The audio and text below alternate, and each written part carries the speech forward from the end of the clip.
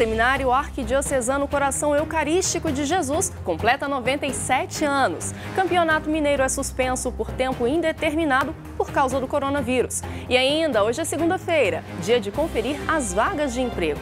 Horizonte Notícia já está no ar.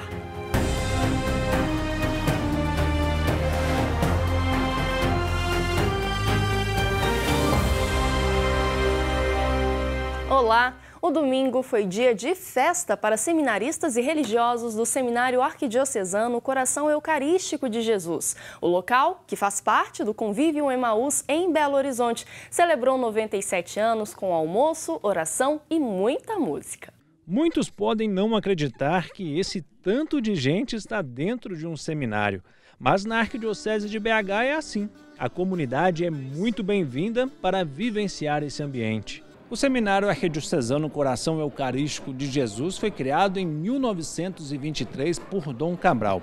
De lá para cá, ele já passou por vários endereços, até que em 2018 ganhou esta casa. E o Convívio Emaús recebeu a celebração dos 97 anos dessa história. São 97 anos, quase uma história centenária, de muitos padres, leigos, evangelizadores, o cuidado pastoral de bispos, o coração da Arquidiocese de Belo Horizonte que pulsa aqui no seminário, Arquidiocesano Coração Eucarístico de Jesus, e como um serviço à própria Arquidiocese. Então é muito bonito ver essa história e a gente poder fazer parte dela, recebendo e também oferecendo dons. A capela ficou lotada para a missa. Depois foi a vez do claustro se encher. A comunidade abraçou o seminário. Alda veio de Contagem para participar do almoço. É muito bom a gente estar vivenciando esse momento, ajudando os jovens, a prosseguir no caminho de Deus. E é muito importante a gente dar uma força para eles, as comunidades, ajudar o Convívio Emaús. Para a Ângela, o dia foi mais do que especial. O filho dela, Samuel, é seminarista há 3 anos. E essa abertura ajuda a matar a saudade. Sempre que a gente pode, a gente vem e mata um pouquinho a saudade dos filhos. É muito bom, é bom que eles tenham um contato tanto com as pessoas de fora quanto com a família e no seminário. Isso é muito bom. Uma experiência fantástica e que ajuda muito na nossa caminhada, que não é fácil. A presença da família nos ajuda a sermos mais fortalecidos na nossa caminhada. Muitos padres já foram formados aqui, outros ainda serão. O importante é saber que sempre tem alguém disposto a ouvir o chamado da missão. Um espaço de formação, de cuidado, onde nós seminaristas podemos a cada dia configurar o nosso coração ao coração de Cristo, a comunidade de fé, vindo ao Convívio Emaús, principalmente hoje nesse almoço festivo, tem a oportunidade também de fazer parte do nosso processo formativo. Em sintonia com a Igreja e em comunhão com o Papa Francisco, que manifesta suas preocupações na carta dirigida ao povo de Deus em agosto de 2018, a Conferência dos Religiosos do Brasil, a CRB Minas, realizou um seminário com o tema Urgência Formativa frente aos abusos de poder, de consciência e sexual na Igreja. Nossa equipe acompanhou o evento e a repórter Gabriele Assis traz os detalhes. O seminário foi realizado em sintonia com a Igreja e em comunhão com o Papa Francisco, aprofundando o tema sobre os abusos e o sofrimento das vítimas. A Igreja nos pede com muito zelo que a gente cuide para que não causemos feridas que são contra o testemunho da nossa presença cristã, e ainda mais nós consagrados no mundo. Na carta dirigida ao povo de Deus em 20 de agosto de 2018, o Papa ressaltou as palavras de São Paulo, de que se um membro sofre, todos os outros membros sofrem com ele. Trabalhando no presente, nós temos um futuro assegurado, uma resposta ao Evangelho. O evento foi um espaço de reflexão sobre a urgência formativa frente aos abusos de poder, de consciência e sexual na Igreja. Quais são as coisas que nós precisamos mudar e como agir de uma maneira canônica, civil, cristã, para que essas situações não aconteçam mais. E um objetivo muito importante é a proteção das vítimas, A Arquidiocese de Belo Horizonte está em processo de criação de uma comissão para a proteção de crianças, adolescentes e pessoas vulneráveis.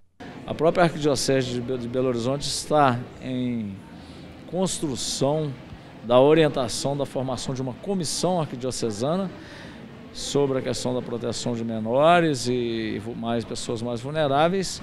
E interessante, isso deve ser informado às comunidades. Todo fiel deve saber disso, deve estar acessível para que ele possa manifestar as suas preocupações em caso de denúncias, essas coisas assim.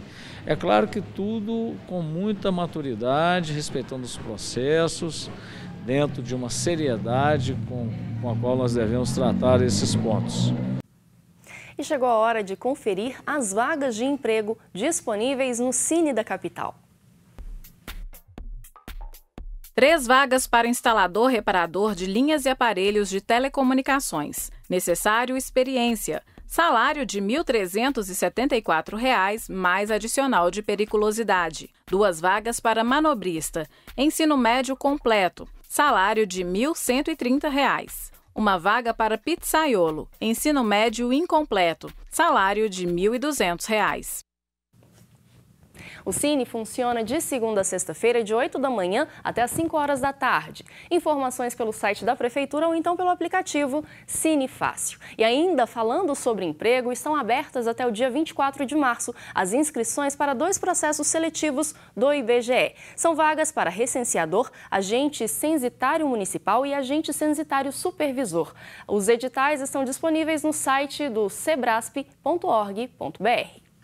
E chegou a hora de atualizar os destaques do mundo esportivo com André Cristino, meu companheiro de bancada que já está aqui no estúdio. André, agora é oficial, Adilson Batista não está mais no Cruzeiro. Isso mesmo, mas agora finalmente ele saiu, né, no meio da semana passada, após o jogo pela Copa do Brasil, aí ele sairia, aí à tarde a diretoria voltou atrás e manteve ele no cargo, mas ontem, após a derrota para o Coimbra, ele acabou sendo demitido de fato. O Cruzeiro perdeu por 1-0 para o Coimbra, equipe que até então não tinha vencido na competição. O Coimbra estava na zona do rebaixamento. Com essa vitória contra o Cruzeiro, saiu da zona e aí o Adilson Batista foi desligado do clube. Ele e o Ocimar Bolicenho, que é o diretor de futebol, também saíram. O Adilson fez um pronunciamento após, colocou a culpa no elenco, disse que o elenco é fraco, que ele teve que trabalhar com jogadores novos, que teve muitos jogadores que saíram, que não chegaram reforços, mas querendo ou não, ele tem a parte dele também, porque a gente não vê evolução no time do Cruzeiro. Então, é fácil culpar a imprensa, pois culpa até na imprensa, mas quem trabalhava no dia a dia era ele. Se o time não evoluiu, não conseguiu dar respostas, ele tem a sua participação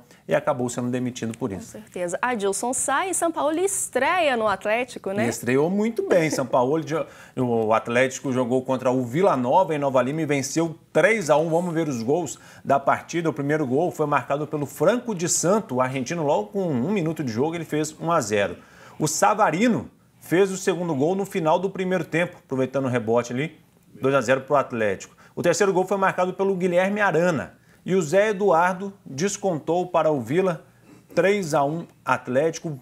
O Sampaoli disse que poderia ter sido até mais. É só o começo, mas já deu para ter uma ideia aí do que o Sampaoli quer para o Atlético. Um time que ataca muito o Atlético. No primeiro tempo teve 80% de posse de bola. No jogo foram quase 64%. Muito domínio, saída de bola com o pé do Rafael. Ou seja, o Atlético vem mostrando um pouquinho uma cara diferente. O Cruzeiro hoje está fora do grupo que vai para a semifinal. Ele tem 3 pontos para a Caldense, que é o 4º colocado, e os dois se enfrentam. Então a situação dele está complicada. Do Atlético um pouquinho melhor. O Atlético hoje está ali em 3ª colocação, deve garantir essa vaga. Quem garantiu já a vaga na semifinal foi o América. O América voltou à liderança do Campeonato Mineiro e já garantiu vaga na semifinal. Venceu por 1-0 o Patrocinense fora de casa. Vamos ver o gol.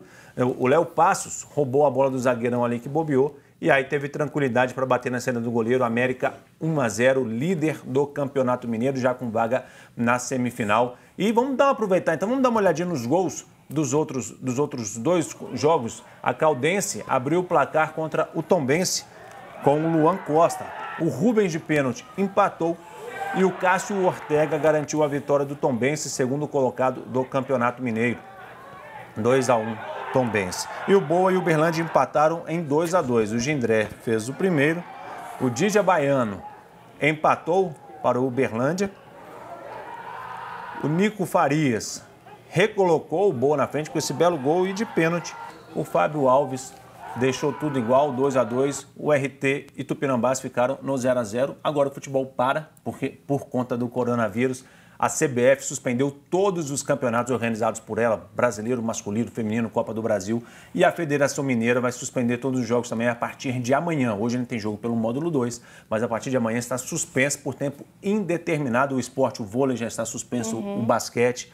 Ou seja, todo mundo muito preocupado com o coronavírus e o esporte não pode ficar de fora dessa, porque os atletas, o povo esquece, mas os atletas também são seres humanos e podem contrair o vírus. Exatamente. André, agora vamos mudar um pouquinho de assunto. Você tem animal de estimação? Não tenho animal de estimação. Agora, imagine, então, ter crocodilos de estimação. É difícil de imaginar, né, Vanessa? Mas em uma vila a 900 quilômetros ao sul do Cairo, não é incomum criar crocodilos em casa. A prática é uma tradição antiga entre os núbios, a principal minoria étnica do Egito, e até ajuda a atrair turistas para a região. A vila egípcia de Garb Sohel tem uma preferência por um tipo de animal de estimação que surpreende os turistas. A criação de crocodilos dentro de casa é uma tradição antiga entre os núbios, a principal minoria étnica do Egito. Para capturar os animais, os núbios seguem os rastros das fêmeas ao sul da represa de Assuan e pegam os ovos delas. Para a civilização núbia, com quase 7.000 anos de existência, o Nilo era o rio sagrado que representava a vida. Até o início do século XX, vários ritos sociais núbios, como casamentos, ocorreram ao longo desse rio. Alguns são herdeiros dessa identidade e a maneira de ajudar a preservá-la é criando crocodilos, o que também gera renda, já que muitos turistas são atraídos pela peculiaridade. Mas ver crocodilos vivendo pacificamente com humanos não é a única atração para os turistas. Os moradores também usam uma outra tradição egípcia antiga, de secar animais. Os núbios sabem que a pele de crocodilo é uma mercadoria valiosa e cobiçada, mas dizem que não estão dispostos a vendê-la porque esses animais são um orgulho para eles. No entanto, eles não são os únicos no Egito que amam esses répteis. No tempo dos faraós, eles tinham o grau de divindade e Sobek, um deus reptiliano, protegia os humanos das inundações e de outros perigos do Nilo. O Horizonte Notícia fica por aqui. Para rever esta e outras edições, acesse nosso site tvhorizonte.com.br. A gente volta amanhã, 8h45 da manhã, ao vivo. E é claro que eu te espero. Até lá. Tchau.